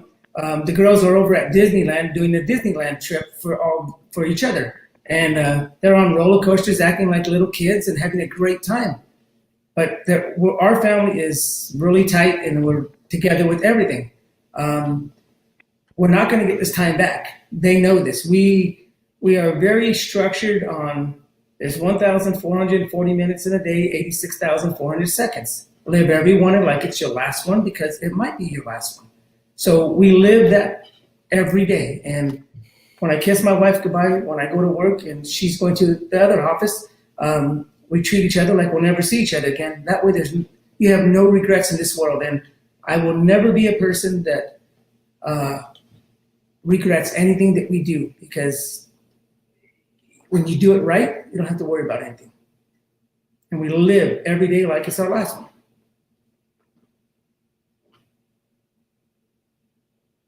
Man, I know most people did not come on here and expect to get life lessons, a lot of knowledge dropped on them, and just some great inspirational words from you, Mike. It's been great watching you guys, watching your struggle, like you talked about your daughters racing, and the couple of accidents and different things like that. And you guys always seem to find a way to bounce back, have a smile on your face and continue to do it. So it's awesome.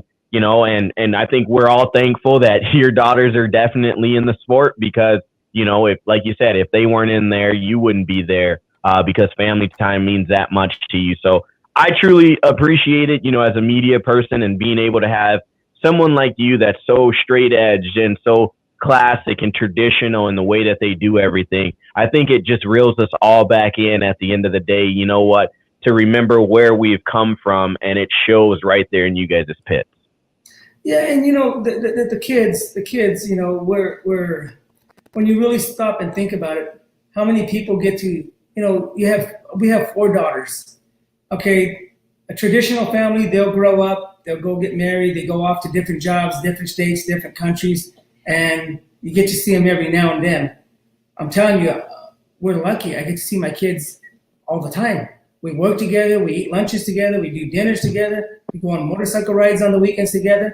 They probably need a break from me every now and then, but maybe not. But we do a lot together because we're like-minded, And one thing we did teach our children: when you fall down, you get up, And I did not. When Gianna crashed on her bike and she got up and she started walking, I'm like, wow, this kid is amazing. She's got it. She's got it. Sure, we have a lot to learn about racing, driving, riding, but they have it. They're dedicated. Our family is embedded into this stuff. And I mean, anybody that really knows us knows that we're into this thing pretty heavy, and we're having a great time with it, and we enjoy it. Well, with my last question for you, Mike, let's continue that theme of you and your daughters, the family racing and enjoying it. So I was at Nitro Chaos this past weekend. You're one cool dude. That was one cool event. Could we see Scrappers racing, the whole gang, Top Fuel or A Fuel cars, show up at a Chris Graves Nitro Chaos type of event if there was opportunity? Actually, what we're going to wind up doing is we have some more pro mods coming. All the girls want to try pro mod racing. We have another A-Fuel car that's going to be coming in the near future here. And we have 2 more pro stock bikes coming. I want to ride pro stock bike because I want to race with my daughter. I actually just want to beat her. I don't care about anybody else, but I just want to beat her. Just because. Same with Jasmine. And I might even rent a car just to race up and sneak up on her one race and just, I want to race with my kids. You know, that to me is the coolest thing. I don't care what the rest of the world's doing. I care about my family and where we're going and our happiness and our harmony. But here's the thing. My kids put it straight to me one time. I was trying to tell them about racing, and they told me, no disrespect, but you never won, so we're not going to listen to you. Show us you can win. I won, now they listen again. You know, and we're a very competitive family, but it's in a good way. Proof is in the pudding. You know, you can't tell somebody something if you don't know and you haven't done it. So Gianna says that she's going to teach me how to ride a pro stock bike, and I have some other help that's going to help me ride a bike so I can go race with my kids. I like driving pro mod. It's a lot of fun. It's, to be honest with you, man, I'm driving a modern day fuel altered in the pro mods. I got Jose Gonzalez teaching me how to drive, and this is the thing that most people won't even say, because they're so arrogant or whatever their problem is. But I have guys that are teaching me how to drive a car because I don't know enough about it. And with Steve Petty, my crew chief, I have all the crew over there in pro line. Those are fast cars, and they're teaching me how to drive the car. You know, I'll be in it next week. I'm going to be practicing and learning some more moves, and we go rent tracks and we go to test sessions, and I'm just dabbling in it this year, and then next year is when I'm going to come out. And I do want to go to some of these small races in different places to support the smaller tracks and smaller things, and go to the PDRA and start racing and have some fun.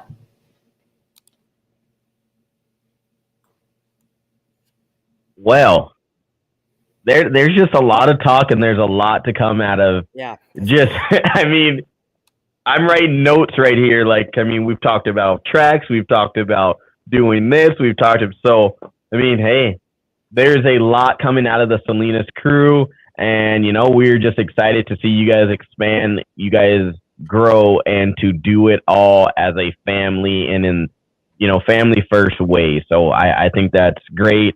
You know, for me, it's great to sit down and talk with you and have this, you know, this time to do this. So yeah, thanks for coming on, and hopefully you get to enjoy another bike ride. It's only 7:30 on the West Coast, so still a little bit of daylight. Tomorrow we're going for lunch to the hills. Going up to the hills for lunch. Yeah. You know, I want to do a Bonneville car too. Steve Witt, the Speed Demon car. There's some stuff in there that I would like to do. I'd like to, you know, get with him. I think they're going to try to break the 500 in the next 2 weeks. And if that happens, I would like to go faster than that, 5 to 6. You know, and just try different things in life. You got to live before you pass away, because you just got to live. I mean, try everything, you know. Sam, remember, he's 16 years of age, so that's why he's doing all this. You know, I feel like it mentally, physically, and you know what? Until I look in the mirror, but I don't look in the mirrors anymore. Well, Mike, look, thank you for coming on. It's been a pleasure, been an honor, and keep enjoying life and keep showing it, and we'll all enjoy it along with you as you enjoy it. Thank you for your time, man. Yes, sir. Appreciate it. Thank you very much. Don't forget, you have to make those t-shirts. I need a scrappers. Just because I'm 60 doesn't mean I'm 16. I think we need that. I think they'll sell out. All right, I appreciate that. Thank you, Mike. All right, guys. Thank you for having me. I appreciate it. Thank you. Man, that was pure just drop knowledge on everyone listening to the Competition Plus Power Hour. Like, yeah, Sam. I You get mean, that every time with Mike. You get that every time with Mike. And look, he might single-handedly save drag racing the way he's talking. I mean, we need that. And that comment there, again, we don't need more hot dog salesmen in this sport. I think it goes on beyond just the sport as track owners and track facilitators. I think it goes on to media. It goes on to just every fans. We don't need the hot dog salesman and the person that likes it. No, we like to continue to grow this sport. You have to have, people that care and want to see it continue. And like Mike's doing, and his family is doing in the traditional way. Not even that, bringing back the classics. It's not his first time doing it. Continue to do that. Pay tribute to the people that, gave us this platform. So, man, just like this comment that just came in, motivational speaker right there. Yes, motivational speaker. And for drag racing fans and drag racers, as the old late 80s, early 90s ad campaign put it out, I want to be like Mike. Not Jordan, but there you go. Be like Mike. Hey, if we can all do that and just the nose to the grind and keep fighting. I mean, even like I said, watching this, it gave me, some I'm writing down notes of being a business owner, doing things and how to do it, and just stay true to who you are. And it shows that's what his family is doing. So, like I said, great. What's up? Are you prepared to take it to the top of the hour and let's still talk about some drag racing? I'm ready to do it. Are you ready to do it? I mean, I don't even know. Are we still going or what? Yeah, we're still not going. ready. Yeah, I still have big announcements to talk about. You do. We're not done. We're not done yet. Even though you already know, but we're not done here. Well, before you make the announcement or whenever you want to make it, I do want to mention Scott Malpass. He puts in the comments, yes, Lyle Barnett in it's beer money, right? The no prep car he has. One down. We won't talk about. We're not talking about beer money yet. It's like, no, we can't, because I want to drive that car too. That'd be a cool one to drive. If that's any hint to anything that I'm talking about later. But yeah, I mean, he did win that no prep race, as I am a big no prep fan. Yes, I paid attention to that. Lyle's been on a very, very hot streak lately. If you want to jump into that kind of racing, after, coming out in the pro mod, which the Salinas talked about coming out in the pro mod. So I'm super excited about that. He's talking about jumping on a bike. I'll save that for you, Lee. The bike thing is just not for me. It's just not for me. But hey, like you said, you gotta live. Hey, I crashed one already. It's all downhill from there. I'm good to go. Let's do it. But yeah, Lyle got married, and after he got married, he went on a very, very hot streak, and that beer money car is really set up nice. So I mean, there's a lot of potential there for him to keep winning. He's a great driver. He's another one of those great ambassadors for our sport that we love. Sure. That's something to talk about. That you want to jump in, we can talk about the Jim Dunn team. They went rounds. Obviously, yes. Jeff Aran is a part of that team. Yeah, and it was funny. He was racing Alexis DeJoria, and I was sitting in the media center when that happened. And it was like, this is so cool to see the white and black car versus the white and black car. It's like, so I was like, I just vote for a white and black car to win, and I couldn't lose. That's right. I love what Brian Lone said in that moment on the TV broadcast. He's like, folks, do not adjust your TV screens. These are both white and black cars. But no, Moon Eyes is such a iconic brand within hot rod culture, within drag racing. And I love how Jim Dunn still has that connection. They still have that relationship when they go to Southern California. And by the way, I think Pomona is like the only track they show up at where you can get the gear right at track that's not anywhere else. But it's so cool to see them still participating in drag racing with Jim Dunn Racing. That was not necessarily the traditional car. Most of the time it's yellow, but I love the simplicity of the white and black. It looked good. Craig, Jim was on fly too. Fire suit was looking good. They had a good weekend. Cool for Jim Dunn Racing. He actually did apologize to all the fans out there on the Competition Plus live video I did, that we have to deal with Jeff Aran every week. He said it's not a pleasure. A little joking insight with those guys. But look, Steve, he's a bike guy. I get it. But since you're talking about bikes, I got an interview with Flying Ryan, and I got to talk to Steve in the pits there, mixing it up, mixing and mingling. That will be dropping on Outlaw Performance ENT. And if you don't do that, you can go to the Slam and Sam Facebook page, and the link will be there also. But in the bike class was really, really weird. You know, Matt Smith, Angie Smith, always doing great things. You know, Flying Ryan, Steve, you've got Angel with the Vincent Hines. But it was really awkward for me, really, because I was sitting next to some police officers, and no, I wasn't in trouble, but we were talking about the sport, and it was, you know, we were trying to explain, like, this round was huge because you had Matt and Angie racing each other. Like, how awkward do you think that is in the pits, or do you think they're mentally prepared and understand that at some point it's going to happen? It is going to happen. I am sure they're prepared for it. I'm sure they don't really want to have it happen until the final, which that might even make it more awkward because technically there's more stakes on the line. But I'm glad I don't have that situation. You know, drag racing has had a lot of those moments, though. I think back to the General, Tim Richards, and Kim LaHaye, and their relationship and being on separate teams, and like what was Thanksgiving like, because it even had connections from the beer wars of that day and time. So yeah, drag racing has produced those moments for sure. Unlike many other motorsports, I think the closest would be like NASCAR with brothers versus brothers, but nowhere else are you finding wife versus husband. So it's pretty cool, I think, to see that, but I'm glad I'm not going through it whatsoever. Continuing with the theme of Pomona, Slam and Sam, we had a change atop the funny car points. And let me say this, DSR went nowhere.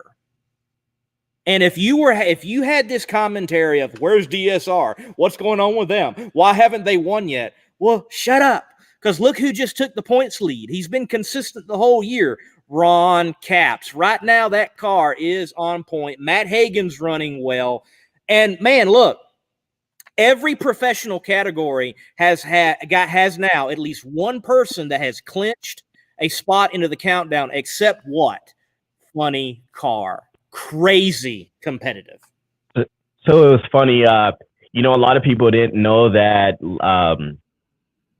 you know, the dynamics of what was going on. So I got to walk right into Capps' pits, and I kind of gave him a nudge. I said, hey, man, if you keep running like this, we're going to have you on the Power Hour again. And he turns and looks at me, and he goes, hey, if that's my worry of this weekend, I'm A-okay with it. So, you know, the weekend kept going on, and Fast Jack Beckman was cruising the pits. And a lot of people, it was weird to watch for me as a fan and a media person trying to, you know, take it all in both sense. Because the last time I was in Pomona at that race was before I even dove into all the media stuff. So for me to see him walking around and people didn't realize who he was until he starts packing a chute was, you know, weird. But we're talking about all this, and then, you know, you have these situations where Ron Capps is just cruising throughout the day, being his normal self, doing what he needs to do, and gets that win. You can say, where is DSR? Where is this? Where is that? These teams are going to start surprising a lot of people, I think, right now. We've had a shakeup. We've had, you know, some things kind of not really play into everyone's favor. But now we're getting to the heart of the season. We're getting into the part where the friends aren't going to be friends anymore. No one's going to start playing nice. We saw that technically with John Force and Matt Hagan. I think this is now where the nuts and the bolts really start mattering, you know, how many crescent wrenches have been on them. You know, did you put Loctite on the end of that before you put that on? This is when it really starts to come down. And yes, no, we're not technically in the countdown yet, but this is when everything starts really mattering. Now the Western swing is over. So you're going to start seeing a lot of different rule book for the crew chief is really going to start digging into that rule book, that book of notes, and you're going to see people making their moves. Definitely. And someone that has made a move that I think we all should be talking about, and there is no reason he should not be considered a championship contender. We talked about him a little bit last week. We definitely, I think, need to mention him tonight. Aaron Stanfield, I believe, has arrived in pro stock. Oh, he's on the notes. Like, that is on the notes. I don't care what you say, man. And it comes down to it again, Lee. We talked about it. There's a lot of shake-up questions, rumors, whatever you want to call it, kind of in the elite world right now, in that sense. But the KB versus elite, you're never going to get rid of it. You're never going to see it. It was kind of weird because you had elite versus elite and KB versus KB. So like Alan said on the, while announcing, no matter what, I think there will be an elite and a KB car in the finals. But I mean, they can say he's a young comer. He's still got potential, but he is spiking and peaking, and that team is doing the right stuff at the right time. And it goes to show, I mean, they've got great performance out of that elite camp, and he's taking advantage of it and putting it, in the winner's circle when it matters on Sunday.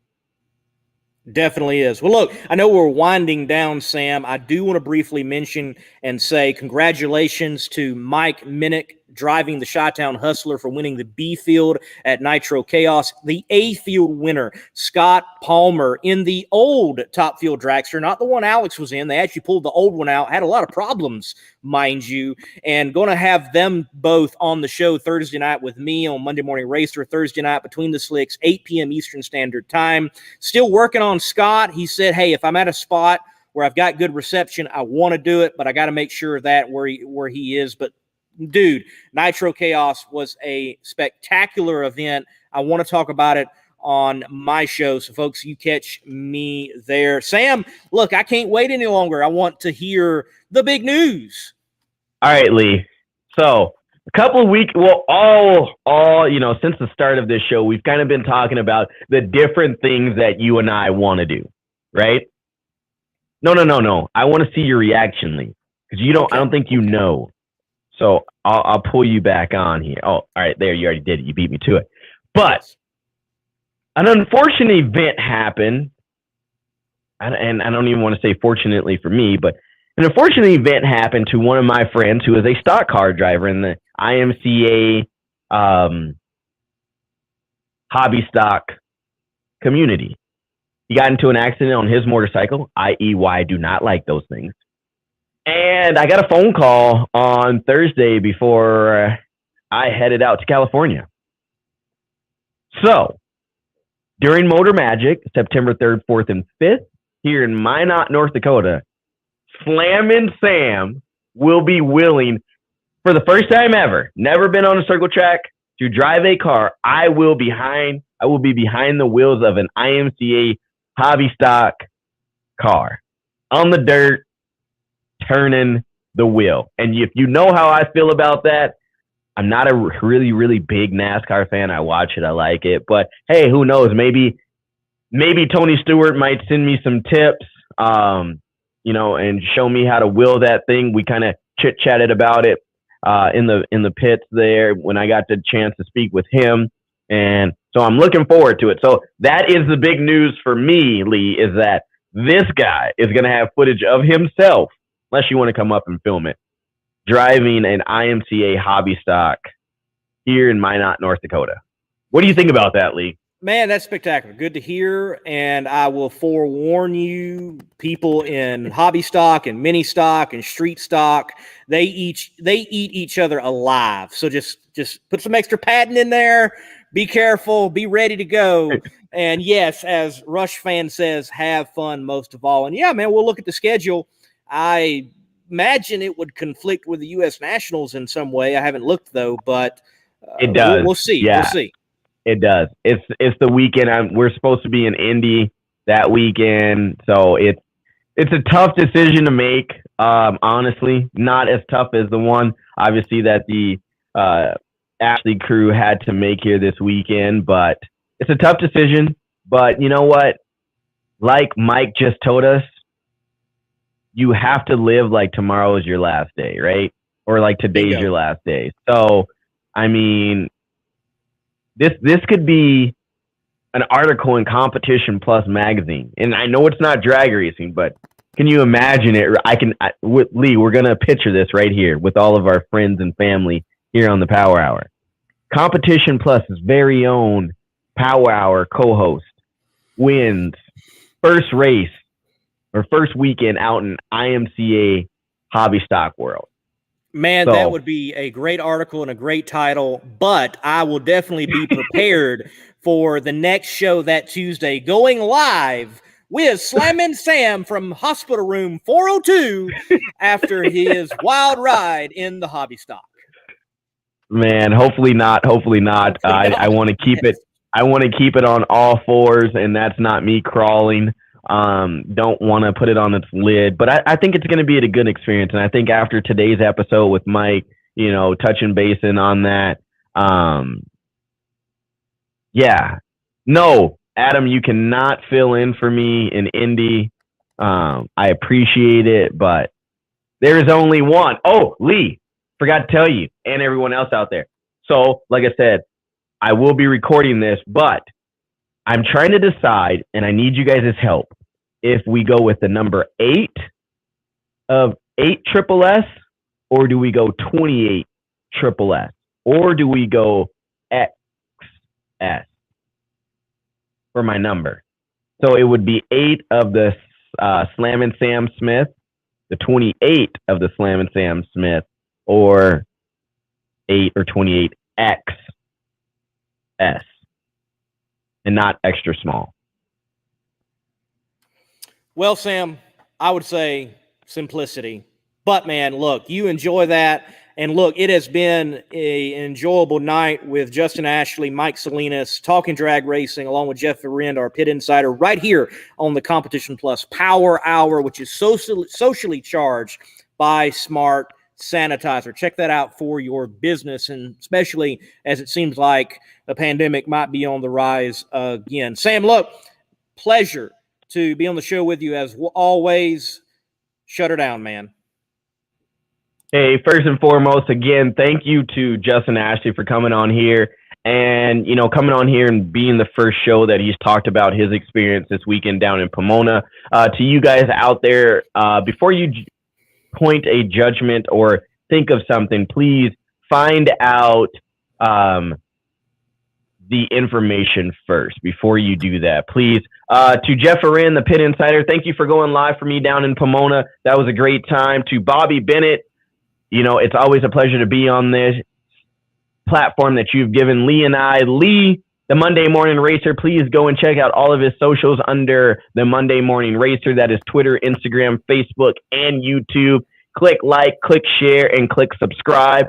I am Slammin' Sam. You can find me on Facebook account under Slammin' Sam. Everything else is Outlaw Performance ENT, and that's Facebook, YouTube, and Instagram. So please like and share and click that subscribe. We appreciate you guys. If you have any questions for the pit insider, Mr. Jeff Verend, Lee, or myself, please email us at powerhourcp@gmail.com. Again, powerhourcp@gmail.com.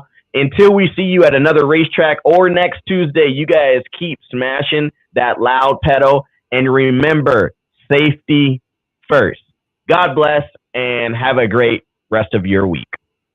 Get your CompetitionPlus.com apparel today. Whether it's our nitro-burning funny car design or the vibrant door slammer design, we have the swag to show you are always in the know. Get yourself a hat too. And we know not everyone enjoys wearing a mask, but if you must wear one, at least wear a good-looking one. Check out the new CompetitionPlusApparel.com for the latest from the place where you have trusted for your news on the internet for over 2 decades.